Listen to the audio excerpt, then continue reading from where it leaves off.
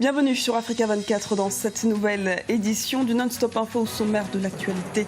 Boko Haram étend son emprise. Une première attaque du groupe islamiste a eu lieu au Tchad. Elle s'est déroulée dans la nuit de jeudi à vendredi dans la localité de Gumboua. Les précisions dans ce journal. La MONUSCO suspend son soutien à l'armée congolaise. L'ONU affirme ne pas souhaiter collaborer avec deux officiers accusés de violation. Le gouvernement congolais s'y est opposé, affirmant que pour être écarté de leur commandement, il faudrait que ces généraux aient fait l'objet d'une condamnation par la justice militaire, ce qui n'est pas le cas. Solidarité en Guinée contre le virus Ebola. Des survivants de la fièvre hémorragique qui viennent en aide aux enfants touchés de près ou de loin par la maladie. Exemple à Guékédou dans la région forestière du pays. Première attaque de Boko Haram au Tchad. Des combattants du groupe terroriste ont attaqué Gumboua, le premier village tchadien en venant du Nigeria, à bord de 3 pirogues dans la nuit de jeudi à vendredi. Au moins 10 personnes auraient été tuées, dont le chef du village. L'armée tchadienne est actuellement à leur trousse. Analyse de la situation avec notre éditorialiste Samuel Gembok. Je pense que l'on a toujours sous-estimé la capacité militaire de Boko Haram. Boko Haram a suffisamment de leviers de nuisance qui peuvent aller de la riposte asymétrique à une attaque symétrique, conventionnelle.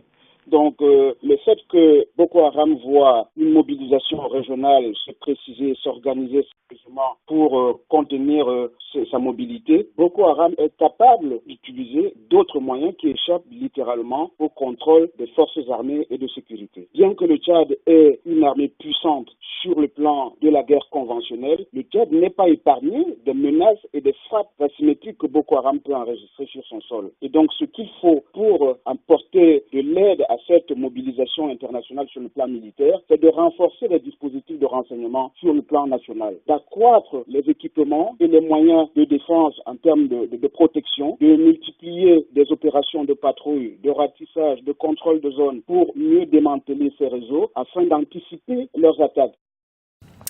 La mission de maintien de la paix des Nations Unies en République démocratique du Congo décide de suspendre temporairement sa participation à un plan pour une offensive conjointe avec les troupes congolaises contre les rebelles rwandais. Selon l'ONU, 2 des généraux congolais, Bruno Mandevou et Sika Bouefal, en charge de l'opération, seraient accusés de graves violations des droits de l'homme. Les explications avec Idelati Mirabel Bissou. Les Nations Unies ont suspendu temporairement leur soutien à l'armée de la République démocratique du Congo en vue de l'offensive contre les rebelles hutus-rwandais à l'est du pays. La nomination de 2 généraux appelés à jouer un rôle clé dans l'offensive serait la cause évoquée par l'Organisation des Nations Unies. Dans les rangs de l'armée, les préparatifs se poursuivent. Mais quelle sera l'issue de cette lutte sans l'appui de la MONUSCO?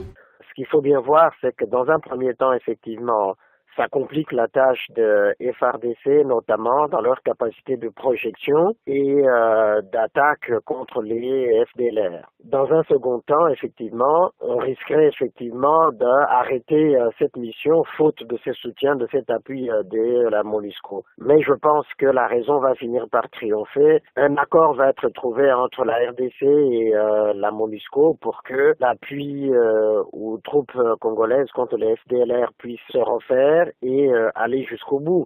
L'ONU a donné un délai de rigueur aux autorités. Elles ont jusqu'à ce vendredi pour remplacer les 2 officiers, sous peine de voir les Nations Unies retirer leur soutien à l'opération. Mais le gouvernement, dans une riposte jeudi, précise que pour que ces 2 généraux de brigade soient retirés de leur commandement, il faudrait qu'ils aient fait l'objet d'une condamnation par la justice militaire.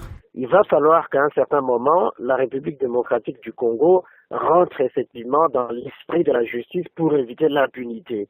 On peut citer de nombreux cas où il y a impunité par rapport aux abus commis par les officiers et ça n'honore pas la République démocratique du Congo.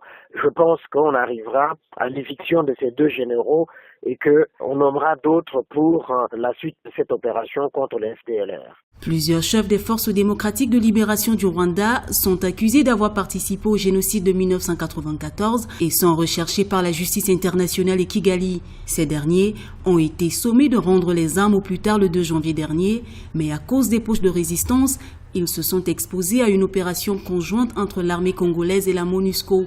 L'impasse politique actuelle entre l'armée et les Nations Unies ne contribue pas à la réussite de cette opération. 6 élections en 2 ans pour la République démocratique du Congo. Les Congolais iront aux urnes une fois en 2015, le 25 octobre, pour l'élection des députés provinciaux, des conseillers communaux et de secteur. Un audit externe du fichier électoral est également prévu fin mars 2015.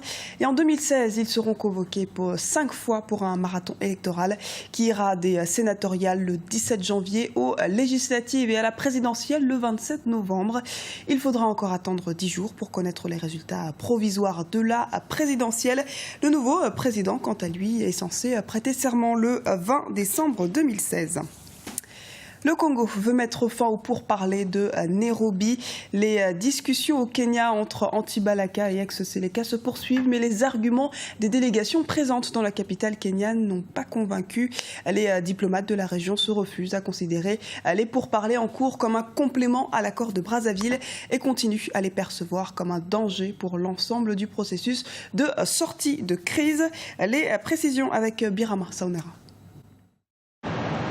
Des pourparlers qui divisent en Centrafrique. Les discussions entre les groupes armés Anti-Balaka et ex-Seleka se poursuivent dans la capitale kenyane Nairobi, mais les différentes forces vives de la transition ont marqué leur désapprobation. Même sentiment du côté des diplomates de la région qui refusent de considérer les pourparlers en cours comme un complément à l'accord de Brazzaville, une situation qui, pour la communauté internationale, constitue un danger pour l'ensemble du processus de sortie de crise. Nous demandons de mettre fin de manière à la fois formelle et publique aux consultations en cours dans la capitale du Kenya. La crédibilité de la médiation internationale et le déroulement apaisé de la transition en République centrafricaine en dépendent. Selon certains analystes, il est important de respecter l'accord de Brazzaville qui implique tous les acteurs et vise à ramener la paix. Ceux qui se sont retrouvés ou qui se retrouvent aujourd'hui au Kenya n'ont pas reçu mandat ni des uns ni des autres pour négocier ou discuter quoi que ce soit. Et donc ça ressemble plutôt à une mauvaise farce puisqu'il y avait déjà les accords de Libreville qui n'avaient pas été respectés. Il y a maintenant l'accord de Brazzaville qui permet de sortir la Centrafrique de la crise, même si on a l'impression que ça va très lentement. Et je pense effectivement que il faut respecter la légitimité des accords de Brazzaville pour permettre à la Centrafrique de sortir en crise. Et le processus est en cours avec les consultations qui ont lieu aujourd'hui en Centrafrique, même si par ailleurs la situation sécuritaire reste volatile. Le 31 janvier 2014, la communauté économique des États de l'Afrique centrale avait exprimé son désaccord sur la poursuite des discussions, malgré la déclaration des chefs d'État de la sous-région indiquant que tout accord signé en dehors du processus de Brazzaville était nul et de nul effet. Les délégations présentes à Nairobi avaient continué à travailler. Un sujet commenté par Aminata Diak. Dans l'actualité également, la lutte contre le virus Ebola se poursuit en Guinée. Un centre d'accueil temporaire a été mis en place pour accueillir les orphelins d'Ebola. Des survivants désormais immunisés soutiennent certains de ces enfants, comme nous l'explique Idalet Mirabel Bissou. En Guinée, les malades guéris du virus Ebola se sont lancés dans l'humanitaire. Ils s'occupent des enfants affectés par le virus dans les centres d'accueil. À Guékédou, dans la région forestière, un centre d'accueil temporaire a été mis en place pour accueillir les orphelins de la fièvre hémorragique à virus Ebola. Nous ne accueillons pas des malades ici. Nous accueillons les enfants, par exemple, qui peuvent être des enfants contacts, des enfants suspects. Et c'est des enfants qui ont soit vécu avec les malades, les parents qui sont malades, qui sont en traitement au centre de traitement. Et pendant ces jours qui courent, ils sont là en état d'observation.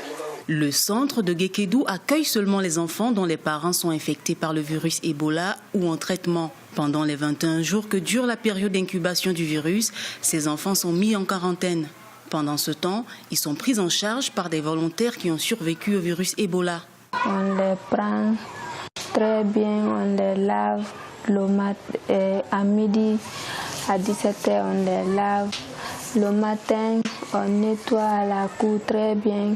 En Afrique de l'Ouest, 16 600 enfants ont perdu au moins un parent depuis le début de l'épidémie Ebola en 2013. Seulement 500 d'entre eux ont été pris en charge par leur entourage. Les raisons de ce faible taux s'expliquent par la stigmatisation et la peur de contracter la maladie. Le virus Ebola continue de faire des victimes aussi au Libéria. Les écoles vont toutefois rouvrir le 16 février prochain. Notons que la fièvre hémorragique a fait 9177 victimes sur un total de 22 894 cas selon un nouveau bilan de l'Organisation mondiale de la santé. Ce journal a été réalisé par l'ensemble de la rédaction. Nous vous remercions pour votre fidélité. Dans un instant, une nouvelle édition de l'actualité sur Africa 24.